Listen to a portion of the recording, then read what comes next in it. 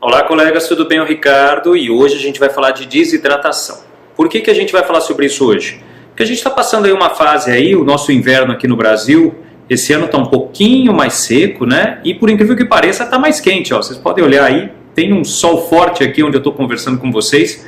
A gente está no meio da tarde com esse sol forte e a gente observa aí nos últimos dias que tem muito paciente com quadro de desidratação.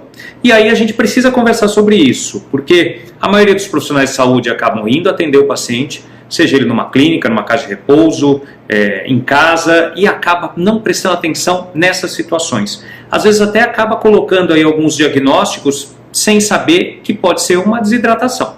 Então vamos lá? A desidratação o que é? É a perda de água no nosso organismo, né? Geralmente quem costuma ter mais desidratação? Aqueles pacientes, aquelas crianças de menor idade, às vezes de meses ou nos primeiros anos de vida. E por que isso? Porque essas crianças costumam ter um baixo peso corporal, elas têm uma ingesta de líquido grande, mas também perdem bastante. E aí a gente pode ter a tendência, com calor muito forte ou com baixa ingesta de líquido, a criança ter uma desidratação. E os pacientes de maior idade, os da terceira idade, né? E por que os da terceira idade? E aí é muito interessante, os pacientes de terceira idade, além de ter uma degeneração celular natural, né, a maioria dos pacientes de terceira idade, às vezes não se alimentam de forma correta, não tomam líquido de forma correta, às vezes tem a tendência de ter algum tipo de desarranjo intestinal com mais facilidade, que leva a uma diarreia, e às vezes até o vômito, e aí a gente tem essa facilidade do paciente ter uma desidratação. E aí, no caso do nosso paciente em especial, o que acontece? A gente tem que entender que ele, às vezes, ele pode estar acamado, ele, às vezes, nessa época de frio, como está variando muito a temperatura, a gente vê que de manhã cedo está frio, mas chega na hora do almoço para o meio da tarde, chega a fazer, às vezes, 27 graus. E aquele paciente está coberto até aqui, na cama. Por quê? Com medo do frio. E aí o que acontece? Ele perde água, ele sua e perde água. E às vezes a ingesta de líquido não é suficiente.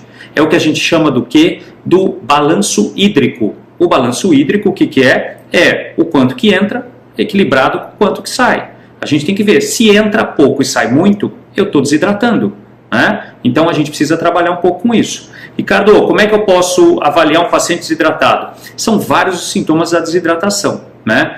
Um deles, aquela boca seca, a pele com falta de elasticidade, a gente aperta aqui a mão, não volta, é difícil de voltar, né? A pele, às vezes a própria secura dos lábios, pacientes que têm tendência de ter, às vezes, um quadro de irritabilidade, a urina baixa, você vê que ele está urinando pouco. E uma coisa que é muito legal, que a gente precisa avaliar, que é muito comum em pacientes com quadro respiratório, principalmente os traqueostomizados, você vê uma secreção mais espessa.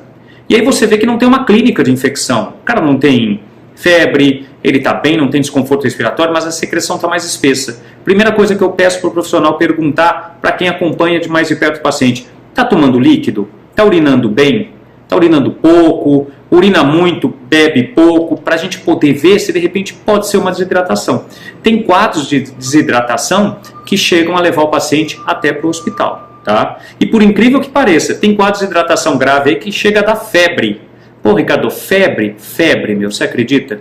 Por quê? Qual que é o mecanismo de controle de temperatura do corpo? Não é aquela história da gente suar, e a gente suando, a gente equilibra o controle, a temperatura nossa, tanto que a gente toma aqueles antitérmicos. O que acontece? A gente acaba suando. Quando a gente sua, a gente perde, a gente diminui a temperatura do corpo. Se o paciente está desidratado, o que acontece? Ele não tem o que suar. A água que ele tem no corpo é muito pouca para ele poder trabalhar esse mecanismo de defesa que é, vamos dizer assim, evaporar essa água do corpo e ele perder a temperatura. Então ele mantém, às vezes, a temperatura pela desidratação. Lógico, é um caso mais grave, a gente sempre tem que sinalizar a febre como um sintoma, né? E a febre normalmente pode ser um sintoma de infecção.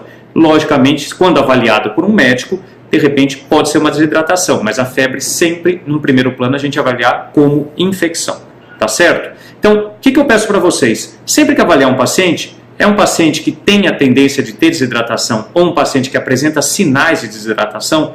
Vamos avaliar e vamos ver realmente por que está acontecendo isso. De repente, uma conversa com os cuidadores ou às vezes até mesmo com o médico do paciente pode ajudar o seu paciente a se manter bem hidratado e evitar qualquer intercorrência. Tá certo? Qualquer dúvida, entre em contato com a gente. Eu sou o Ricardo Nami, do Saber Saúde. Te espero no próximo vídeo. Tchau, tchau.